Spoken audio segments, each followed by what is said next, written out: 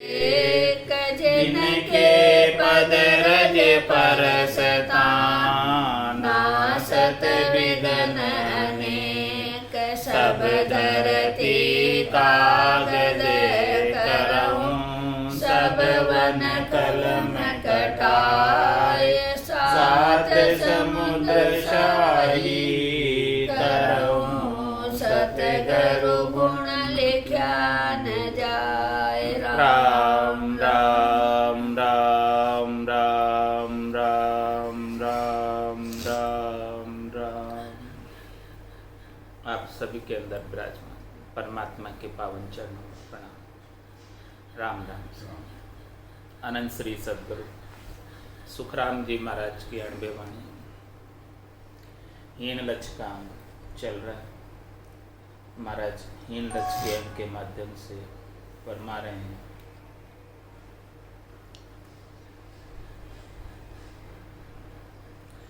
दुर्वासा क्या सेवियो ताका शिष्य अवतार, सुन जो सब सुखी राम कहे समझर करो विचार। महाराज फरमा रहे हैं कि दुर्वासा ऋषि ने क्या सेवा की थी, क्या भजन किया था, जिनके शिष्य अवतार भगवान श्री कृष्ण थे। सुन जो सब सुख राम थे समझकर करो विचार। इसलिए महाराज फरमाने के देखो समझ कर ऐसा विचार करो कि भक्ति भगवान श्री कृष्ण ने दुर्वासा जी से धारण की और नेमिनाथ जी से भी धारण की, जो उनके घर में ही थे। और केवल की भक्ति नेमिनाथ जी से धारण की और होणकाल के पट्टू की भक्ति दुर्वासा जी से धारण की। तो ये सब कुछ जो है महाराज हमारे देखो समझकर विचार करो इसके ऊपर। अच्छे अच्छे अंग लक्षणों का समावेश संतों के सानिध्य से, सद्गुरु के सानिध्य से प्राप्त होता है। तो ऐसे संतों के और सद्गुरु का सानिध्य हमेशा मिलता रहे, सत्संग चर्चा हमेशा मिलती रहे, ज्ञान का हमारे अंदर उनकी कृपा हमारे ऊपर हमेशा बरसती रहे, तो उनका संग हमेशा अपने को करते रहना चाहिए, तभी जाके अपना कल्याण संभव है। इसके बिना तो नहीं है। वशिष्ठ मुनि क्या सेवियो क्या सिमरे कहो मोय, ताके शिष्य सुखी राम कहे रामचंद्र सा होय। और महाराज पूछ रहे हैं, देखो प्रश्न, वशिष्ठ मुनि ने किसकी सेवा की, किसकी पूजा की, किसकी अर्चना की, कौन सा उनका इष्ट था। देखो इस बात को कि उनके जो शिष्य दशरथ नंदन भगवान श्री राम अवतारी पुरुष थे, जो 24 अवतार में से मुख्य अवतार गिने जाते हैं। राम और कृष्ण जो है 24 अवतारों में से मुख्य अवतार हैं। ऐसे जो राम और कृष्ण अवतारों ने अपने गुरु से राम कृष्ण अवतार गुरासु मोक्ष सिधाया, उन्होंने भी ऐसे सद्गुरु को धारण किया और सद्गुरु के ज्ञान को धारण करके मोक्ष की प्राप्ति, धाम की प्राप्ति की। तो महाराज फरमाने कि देखो विशिष्ट मुनि क्या सेव्य, विशिष्ट मुनि के पास कौन सा ज्ञान था और उन्होंने किसका भजन किया। क्या सिमरे कहो मोय, मुझे बताओ कि उन्होंने किसका भजन किया। ऐसे भजन के माध्यम से उन्होंने जो है कल्याण की बात इतनी बताई अपने को। तो विशिष्ट मुनि क्या सेवियो क्या सिमरो कहो मोय, ताके शिष्य सुखी राम कहे रामचंद्र सा होय। वही केवल्य का ज्ञान, वही राम नाम का ज्ञान, वही सत्स्वरूप का ज्ञान दशरथ नंदन भगवान श्री राम को वशिष्ठ मुनि से प्राप्त हुआ। और वशिष्ठ मुनि ने उसी सत्य के आधार से जब विश्वामित्र जी के और वशिष्ठ मुनि के अड़ी पड़ी थी, तब राम नाम का महिमा प्रकट हो गई। 60,000 वर्षों की तपस्या विश्वामित्र जी ने की थी। और जब विश्वामित्र जी की और वशिष्ठ मुनि जी की भेंट हुई, तो भेंट के अंदर विश्वामित्र जी ने 30,000 वर्षों की तपस्या का फल वशिष्ठ मुनि को भेंट किया और वशिष्ठ मुनि ने लव मात्र के सत्संग का फल भेंट किया। तब विश्वामित्र जी के अड़ी पड़ गई, ग्लानि हो गई कि देखो मैंने तो इनको 30,000 वर्षों की तपस्या, जो मेरे पूरे जीवन के अंदर आदि तपस्या का फल मैंने इनको भेंट कर दिया, और बदले में इन्होंने केवल लव मात्र की, क्षण मात्र की सत्संग का फल भेंट किया। मैंने तो उनके लिए इतना किया, उन्होंने मेरे को इतना सा दिया। इस प्रकार की बात उनके मन के अंदर उत्पन्न हो गई। तो अब अड़ी पड़ी तो अड़ी का न्याय कराने दोनों भी गए। कहाँ गए? भगवान विष्णु के पास गए। तो भगवान विष्णु कहा कि देखो शेष जी जो है हमारे, ये हमेशा राम नाम का सुमरण करते हैं, और राम नाम के प्रभाव से ये इन्होंने 50 करोड़ योजन लंबी चौड़ी पृथ्वी का भार सहन कर रखा है, तो आप इनके पास जाकर न्याय करा लो। तब दोनों भी गए। तब शेष जी महाराज ने कहा कि देखो मेरे को तो 50 करोड़ योजन पृथ्वी का भार मेरे माथे पर है, तो आप थोड़ा सा भार को संभाल लो तो मैं आपका न्याय कर दूँ। तो विश्वामित्र जी ने जो 30,000 वर्षों की तपस्या उनके पास बची थी वो उनका लगाया, उन्होंने तपस्या का बल पृथ्वी को ठहराने के लिए लगाया, लेकिन वो पृथ्वी ठहरी नहीं। और फिर उनके पास जो लव मात्र की सत्संग थी उसका फल लगाया तो वो पृथ्वी स्थिर हो गई। तो अब बोले विश्वामित्र जी कि वे हमारा न्याय कर दो। तो शेष जी महाराज ने कहा कि अब कौन सा न्याय करना बाकी रहा। देखो आपको प्रत्यक्ष को प्रमाण की क्या आवश्यकता। 30,000 वर्षों की तपस्या का फल जब आपने पृथ्वी को ठहराने के लिए लगाया तब पृथ्वी ठहरी नहीं, और जब लव मात्र की सत्संग का फल लगाया तो पृथ्वी स्थिर हो गई। तो देखो कौन ज़्यादा है, तपस्या ज़्यादा है कि लव मात्र की सत्संग, पल मात्र की सत्संग का फल, राम नाम की सत्संग का फल ज़्यादा है। तो इस प्रकार से जो वशिष्ठ मुनि के पास ऐसा अद्भुत ज्ञान था, विलक्षण ज्ञान था, कैवल्य का ज्ञान था, इस अद्भुत ज्ञान को वशिष्ठ मुनि ने दशरथ नंदन भगवान श्री राम को दिया। वशिष्ठ मुनि क्या सेवियो क्या शिवरे कहो मोय, ताके शिष्य सुखी राम कहे रामचंद्र सा होय। देखो ऐसा अद्भुत ज्ञान दशरथ नंदन भगवान श्री राम को भी प्राप्त हुआ, और रामकृष्ण अवतार बुरासु मोक्ष सिधाया। हरि बिन ढेड चमार तुलसी छोड़े के गया, सुखदेव कियो विचार। महाराज फरमाने की देखो तुलसीदास जी ने भी इस बात को प्रकट किया कि हरि के नाम के बिना सब ढेड़ है, सब चमार हैं। चमार क्यों कहा? क्योंकि सब जो है चमड़ी के ही सुख चाहते हैं, शरीर के ही सुख चाहते हैं, संसार के ही सुख चाहते हैं। स्थूल शरीर से, सूक्ष्म शरीर से हमेशा 3 लोकों में फलों की कामना करते रहते हैं। तो इसीलिए महाराज फरमाने कि हरि बिन ढेड़ चमा, जब तक हरि के नाम का भजन, हरि के नाम की भक्ति, नाम से निज नाम की भक्ति जब तक अपने घट में उत्पन्न नहीं होगी, तब तक महाराज फरमाने कि ये ऐसी स्थिति बनेगी कि हरि बिन ढेड़ चमार, बस शरीर के सुखों के लिए ही सुखान्वित होते रहेंगे, और इन्हीं में अपना पूरा समय बीत जाएगा। घर की गांगरत गयो जमारो, उधम आपदा माई, मुँह से ठगे भरे के उधर पशु संज्ञा या पाए। महाराज समझ कि ये तो पशु संज्ञा है, पशु के तुल्य कार्य हो रहा है। तो हरि बिन ढेड़ चमार तुलसी जोड़े कहे गया, ये बात महाराज तुलसीदास जी ने प्रत्यक्ष रूप से कहकर गए हैं। अपने विनय पत्रिका में भी कहकर गए, मानस जी में भी कहकर गए। ये सारी बात ऐसी सुखदेव कियो विचार। महाराज माने कि मैंने भी इसका विचार किया इस बात के ऊपर कि राम जी की भक्ति के बिना इस संसार के अंदर सब हीन, सब नीच, सब अधम है, और सब गर्भवास के दुख भोगने के लिए फिर से जन्म मरण में आने ही वाले हैं। पहले कितने दुख भोग कराए, अभी यहाँ आकर कितने दुख भोग रहे हैं, और आगे फिर कितने दुखों को भोगने की तैयारी है। 184 भुगतर आयो, पायो मिनख जमारो, करुणा सुन कर कारज की जो मैं प्रभु दास तुम्हारो। महाराज फरमाए देखो 84 लाख जीवा जो भुगत कर आए, अब बड़ी मुश्किल से मिनट जमारा प्राप्त हुआ।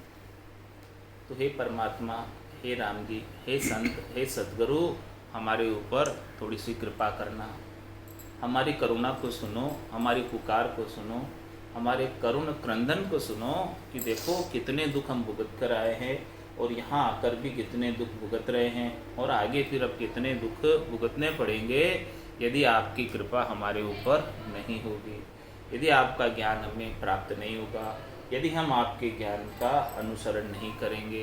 तो आपकी कृपा के बिना न तो हमको संत मिलने वाले, न सद्गुरु मिलने वाले और न सद्गुरु का ज्ञान हृदयस्थ होने वाला।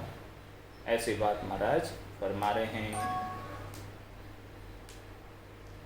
और कह रहे हैं कि देखो ऐसी कृपा आप हमारे ऊपर कर दो ताकि हमारा कल्याण हो जाए। तो हरि बिन ढेढ़ चमार तुलसी जोड़े कह गया, सुख देव कियो विचार। ऐसी बात महाराज फरमा रहे हैं कि हमने ऐसा विचार किया है कि हरि के बिना गर्भवास में आना ही आना है, हरि के नाम के सुमरण के बिना। सप्त धातु को पिंजरो 5 पची सुमाए, जन सुख देवे से कहे या बिन न्यारी देह बताए। महाराज में 7 धातु का पिंजरा बनाओ, इसके अंदर आत्मचेतन रूपी पक्षी निवास करता है। इस पिंजरे के अंदर बंद है, कैद है आत्मचेतन रूपी पक्षी। तो इस प्रकार से ये 7 धातु जो शरीर के अंदर रुधिर है, हड्डियाँ है, त्वचा है, मज्जा है, मांस है, और ये सब चीज़ें 7 धातुएं इस शरीर के अंदर है, जिससे ये शरीर पूरा बना हुआ है, पिंजरा बना हुआ है। इसमें आत्मचेतन रूपी पक्षी का निवास है। और 5 पचीसुमाएँ, इसके अंदर 5 प्रकृति है। प्रकृति 5 कौन सी? क्षितिजल पावक गगन समीरा। इसके अंदर पृथ्वी तत्व है, इसके अंदर अग्नि तत्व है, इसके अंदर वायु तत्व है, इसमें जल तत्व है, इसमें आकाश तत्व। ये 5 तत्व है और एक एक तत्व के 5-5 कोश है इसके अंदर। तो 5 प्रकार के प्राण हैं और 5 प्रकार के कोश हैं। सभी चीज़ें इसके अंदर 5 प्रकृति के सबके 5-5 गुण हैं। वो सब गुण भी इस शरीर के अंदर है। जन सुख देव ऐसे कहे या बिन न्यारी देह बताए। महाराज फरमाने कि इसके बिना कोई अलग देह हो तो आप मुझे बताओ। सबकी देह एक जैसी, सबकी देह 7 धातु की, सबकी देह 5 तत्वों की, और सबके अंदर 5 तत्वों के 25 प्रकृति के गुणों का समावेश है। सबके समान देह, किसी में कोई अंतर नहीं है। कोई उच्च वर्ण वाले की देह अलग नहीं है या कोई निम्न वर्ग वाले की देह अलग नहीं है। यानी हीन लक्ष्य का है। महाराज ये प्रत्यक्ष कर रहे हैं कि इस संसार के अंदर देखो हीन कोई भी नहीं है, नीच कोई भी नहीं है और ऊंचा कोई भी नहीं है। जो हरि की भक्ति करता है इस देह को धारण करके वो ऊंचा, और जो हरि की भक्ति नहीं करता है वो नीचा। बस इतना सा अंतर है और कोई अंतर नहीं है। बाकी तो सबकी देह 7 धातु की है, सबकी देह 5 तत्वों की है और सबके अंदर सेम सा सारा सबका व्यवहार है अपनी देह का। तो कोई बताए कि इसके अलावा कोई न्यारी देह हो तो न्यारी देह महाराज फरमाने किसी की नहीं है। न तो कोई ब्राह्मण की देह न्यारी है, न कोई शूद्र की देह न्यारी है। यानी उच्च वर्ण की देह भी वही है जो निम्न वर्ण। यदि ब्राह्मण की देह धारण करके ब्राह्मण कुल में उत्पन्न होकर भक्ति नहीं करता है तो वो शूद्र के समान है। और कोई शूद्र कुल में उत्पन्न होकर राम जी के नाम की भक्ति कर ले तो वो महाराज हमारे परम पद का वासी हो जाता है, आनंद पद का वासी हो जाता है। तो देह तो सबकी एक जैसी है, केवल फर्क है तो संतों के सद्गुरु के ज्ञान का। किसको? संतों का सद्गुरु का केवली भगवंतों का ज्ञान प्राप्त हुआ है और किन्हें प्राप्त नहीं हुआ है। जिन्हें ऐसा ज्ञान प्राप्त हो गया वो तो निश्चित रूप से अपने मनुष्य जन्म को सार्थक करके चले जाते हैं, और जिन्हें प्राप्त नहीं हुआ है वो जंजीरों में बंद कर जाते हैं। एक सिंहासन चढ़ गए और एक आए सो सब जाएंगे, आएंगे सो सब जाएंगे। राजा रंक फकीर एक सिंहासन चढ़ चले, एक बंदे जंजीर। तो देखो जंजीरों में कौन बंध के जाएगा? जो जिससे जो भजन नहीं करेगा तो जम का दूत पकड़ ले जाए, उसको पकड़ के ले जाएंगे जम के दूत। क्योंकि सुकृत कियो न राम संभार्यो, गर्भ कोल बिसरायो। और कैसे ले जाएंगे? सिर में गुरज, गला में फांसी, जालिम है जमराणो, सायब राम कदे नहीं सिंध्या, यो सब लोग गिराणो। सिर में गुरज, जो पूरा जीवन नादानी में बिता देता है। हाँ, अज्ञानता में बिता देता है, शरीर संसार के अंदर बिता देता है, और राम जी के नाम का सतरी भजन है, उसका सुमरण नहीं करता। तो देखो सबको एक ही जैसा शरीर मिला, और सबको अधिकार है परम पद में जाने का।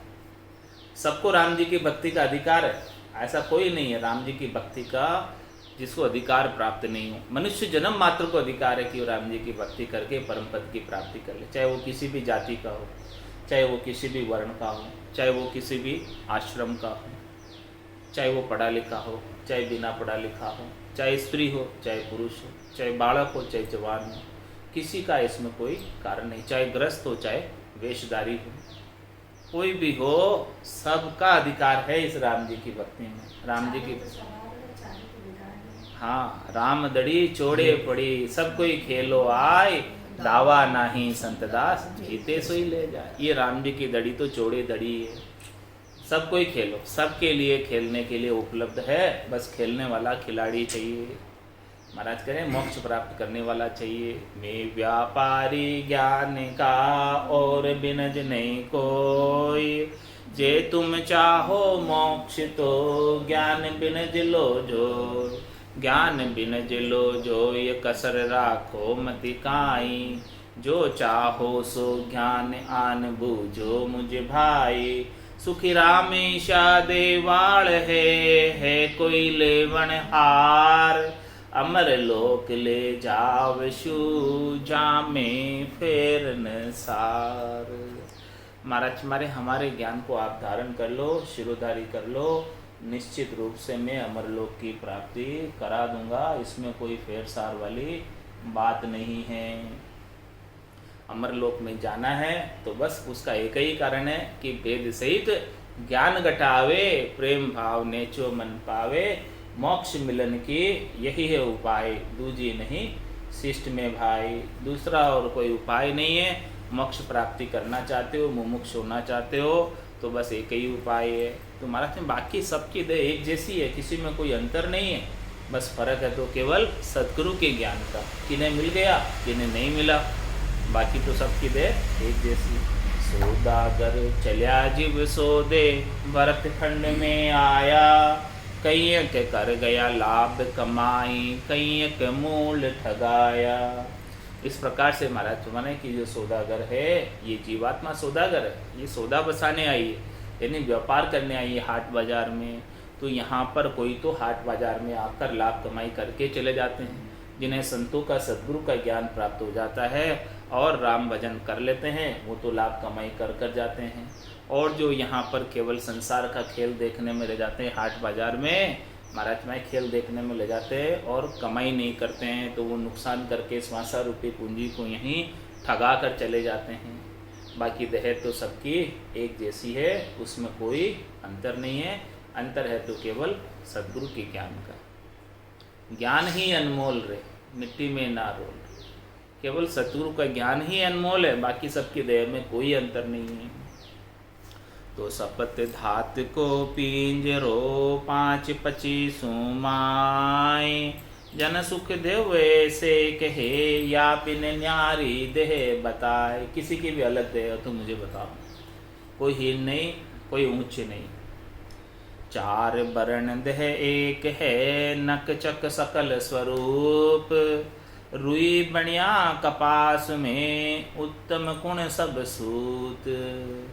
महाराज बताओ, पूछ रहे कि देखो चारों ही वर्ण हैं। कौन से 4 वर्ण हैं? ब्राह्मण, क्षत्रिय, वैश्य और शूद्र। तो 4 वर्ण देह, चारों ही वर्णों में उत्पन्न होने वाली देह एक ही, अलग तो नहीं है, सबकी देह एक जैसी है। नकचक सकल स्वरूप, एड़ी से लगाकर चोटी तक सबकी आँख वही हैं, कान वही है, नाक वही है, मुंह वही है, हाथ वही है, पाँव वही है। जैसे जैसे ब्राह्मण के होते हैं वैसे ही शूद्र के होते हैं। शूद्र के कोई अलग नहीं होते हैं और ब्राह्मण के कोई अलग नहीं होते हैं। तो चार वर्ण देह एक है, नक चक सकल स्वरूप, पूरा स्वरूप भी एक जैसा ही। एडी से लगा कुछ किस प्रकार से? रुई बढ़िया कपास में, उत्तम गुण सब सूत। महाराज हमारे कि देखो कपास से रुई बनती है और रुई से सूत बनता है। अब बताओ कौन सा उत्तम है? सभी एक जैसा है। सभी सूत के अंदर, सभी धागों के अंदर वही रुई है और वो रुई कहाँ से आई? कपास से आई। तो एक जैसी है, उसमें कोई अंतर तो नहीं है। सबके अंदर एक ही परमात्मा का निवास है और सबकी देह एक जैसी है, उसमें कोई अंतर नहीं है। धरणी ब्रह्मांड तेज जल पवन सकल में होय, सुख राम कहे इन पांच में, मिध्यम कहे सो कोय। महाराज फरमाने की देखो सबके अंदर ये पांच तत्वों का पिंजरा है। सबके अंदर धरणी है यानी पृथ्वी तत्व है, सबके अंदर ब्रह्मांड यानी आकाश तत्व है, सबके अंदर तेज यानी अग्नि तत्व है, सबके अंदर जल जल तत्व है, सबके अंदर पवन यानी वायु तत्व है। ये सबके अंदर समान रूप से व्याप्त है। किसी में कोई अलग हो तो बताओ कि भाई उसको हम मध्यम कहें या उसको हम निम्न कहें। सबके अंदर तो एक ही जैसे हैं, किसको तो मध्यम कहें और किसको निम्न कहें। न तो कोई मध्यम है इनमें, न कोई निम्न है और न कोई उच्च है। उच्च तो वही है जो भजन करता है और निम्न वही है जो भजन नहीं करता है। बस इतना सा क्राइटेरिया है उच्च और निम्न का। बाकी और कोई क्राइटेरिया इसमें है नहीं। भक्ति करे सो श्रेष्ठ, भक्ति नहीं करे सो ढेढ़। तो ये हीन लक्ष्य का अंग है। महाराज इस प्रकार से हीन लक्ष्य बता रहे कि ऐसे हीन लक्ष्य भक्ति नहीं करने वालों के अंदर वो सब हीन लक्ष्य है, और जो भक्ति करते हैं उनके हीन लक्ष्य भी चले जाते हैं, कोई रहते नहीं। उनके अंदर कितने भी हीन लक्षण हो वो नाम और निज नाम के पराक्रम से सब चले जाते। पापी से पापी, अधम से अधम भी तिर गए। गणिका जैसी वेश्या भी नाम के प्रताप से, संतों के प्रताप से तिर गई। अजामिल जैसा पापी भी तिर गया। देखो नाम का ऐसा पराक्रम, कितने हीन लक्षण थे उनमें, लेकिन नाम और निज नाम का पराक्रम ऐसा चलता है कि उसके पराक्रम से सारे हीन लक्ष्य भी उनके समाप्त होकर वो भी परम पद के वासी हो जाते हैं। ऐसा उसमें गुण है नाम और निज नाम में। तो भक्ति में ही गुण है। और बाकी कोई चाहे कि अपने हीन लक्षणों को मैं सुधार दूं, तो महाराज फरमाने हैं कि किसी के अंदर सामर्थ्य नहीं है ऐसे हीन लक्षणों को सुधारने की। केवल नाम महाराज में और निज नाम महाराज में सामर्थ्य है कि वो सारे अंग लक्षणों को स्वतः ही सुधार देते हैं। देखो नाम के साथ साच, शील, दया, संतोष सब साथ में आते हैं। और नाम के आते ही जो अंधियारा है, जैसे सूर्य उदय होता है तो रात्रि रूपी अंधियारा नहीं रह पाता, इसी प्रकार से नाम के सूर्य के उदय होते ही घट के भीतर सारे शत्रु, सारे अरिदल, सारे चोर रात्रि में जो रहते हैं, चोर जब सुबह होते ही सब भाग जाते हैं। काम, क्रोध, लोभ, मोह, अहंकार रूपी चोर घट के भीतर रहते हैं। ये सब जो है सूर्य के प्रकाश में नहीं टिक पाते, ज्ञान के प्रकाश में नहीं टिक पाते। इन सब को भागना पड़ता है। चोर का जोर कब चलता है? जब तक रात रहती है। रात में ही चोर सारे चोरी करते हैं। दिन में कोई चोर चोरी करते हुए देखा? रात में ही सब चोर चोरी करते हैं। तो जब तक सद्गुरु के ज्ञान का प्रकाश नहीं हो तब तक ये काम, क्रोध, लोभ, मोह, अहंकार, हीन लक्षण घट के भीतर चोर के रूप में चोरी करते हैं। और जैसे ही सद्गुरु के ज्ञान का प्रकाश घट के भीतर हो जाए तो ये सब शत्रु, सारे चोर सब भाग जाए और साच, शील, दया, संतोष के अच्छे अंग लक्षण घट के भीतर प्रविष्ट हो जाते हैं नाम के साथ।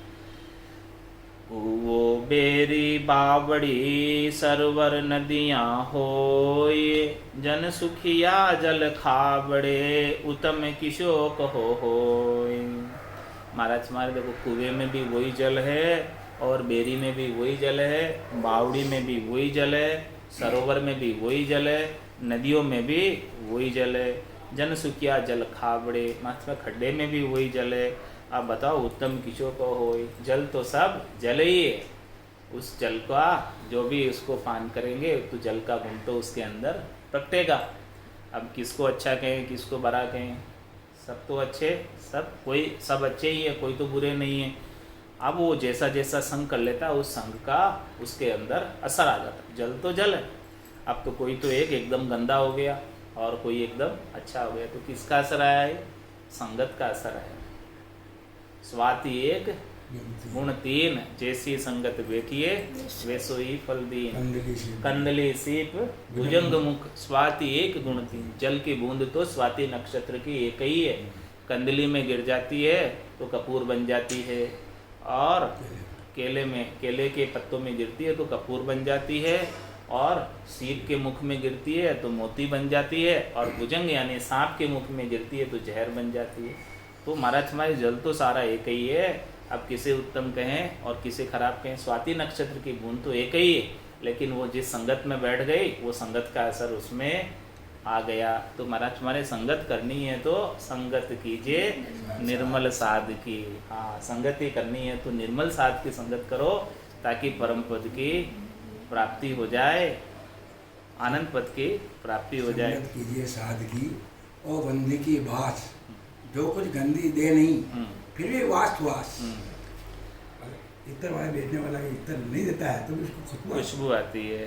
तो ऐसी महाराज फरमाने कि देखो ये मिनखा दे सबको बहुत अच्छी बन के मिली हुई है, ऐसी मिनखा दे का सबको सदुपयोग करना है परम पद की प्राप्ति में। इन हीन लक्षणों के अंदर ही अपने मिनखा दे को ऐसे ही खराब नहीं कर देना। ये बड़ी मुश्किल से मिली है, ये बंगला बड़ा अजब बना हुआ है। बंगला खूब बढ़िया महाराज, जिसमें नारायण बोले। बंगला अजब बढ़िया महाराज, जिसमें परमेश्वर बोले। इस बंगले में 10 दरवाजे, बीच पवन का खंबा। इस बंगले में 10 दरवाजे, बीच पवन का खंबा। आवत जावत कछुयन दिसे, यही बड़ा अचंबा। आवत जावत कछुयन दिसे, यही बड़ा अचंबा। बंगला खूब बढ़िया महाराज, जिसमें नारायण बोले। बंगला अजब बढ़िया महाराज, जिसमें परमेश्वर बोले। 3 गुणों की ईट बनाए, 5 तत्व का गारा। 3 गुणों की ईट बनाए, 5 तत्व का गारा। राम नाम की छात डलाई, चेतन है छेजारा। राम नाम की छात डलाई, चेतन है छेजारा। बंगला खूब बढ़िया महाराज, जिसमें नारायण बोले। बंगला अजब बढ़िया महाराज, जिसमें परमेश्वर बोले। इस बंगले के 4 बुर्ज है, 72 बना तंबूरा। इस बंगले के 4 बुर्ज है, 72 बना तंबूरा। 360 चिनावन लाग्या, जब से हुआ चौफेरा। 360 चिनावन लाग्या, जब से हुआ चौफेरा। बंगला खूब बढ़िया महाराज, जिसमें नारायण बोले। बंगला अजब बढ़िया महाराज, जिसमें परमेश्वर बोले। इस बंगले में सूर्य सुरता नाचे मनवा ताल बजावे। इस बंगले में सुरता नाचे मनवा ताल बजावे। सुरत निरत का बजे रया बाजा राग छते सो गावे। सुरत निरत का बजे रया बाजा राग छते सो गावे। मंगला खूब बनिया महाराज जिसमें नारायण बोले। मंगला अजब बनिया महाराज जिसमें परमेश्वर बोले। इन नयना नारायण देखे सूरत राम से ठागे। इन नयना नारायण देखे सूरत राम से ठागे। कहत कबीर सुनो भाई साधु दिल की दुविधा भागे। कहत कबीर सुनो भाई साधु दिल की दुविधा भागे। मंगला खूब बनिया महाराज जिसमें नारायण बोले। मंगला अजब बनिया महाराज जिसमें परमेश्वर बोले। बोलो राम सद्गुरु देव जी महाराज ने धन्य हो परम दयाल सद्गुरु सुखराम जी महाराज ने धन्य हो। अनंत श्री सद्गुरु सुखराम जी महाराज के ज्ञान सत्स्वरूप भगवान ने धन्य हो।